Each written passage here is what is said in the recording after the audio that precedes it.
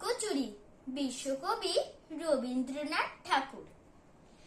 আমি যদি দুষ্টুমি করে চাঁপার গাছে চাঁপা হয়ে ফুটি, ভোরের বেলা মাগো ডালের পরে কচি পাতায় করি লুটোপুটি, তবে তুমি আমার কাছে হারো, তখন কি মা চিনতে আমায় পারো? তুমি ডাকো, খোকা কোথায় ওরে? আমি শুধু হাসি চুপটি করে। যখন তুমি থাকবে যে কাজ নিয়ে, সবই আমি দেখব নয়ন মেলে।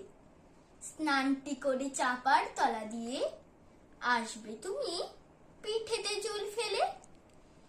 এখান দিয়ে পুজোর ঘরে যাবে, দূরের থেকে ফুলের গন্ধ পাবে।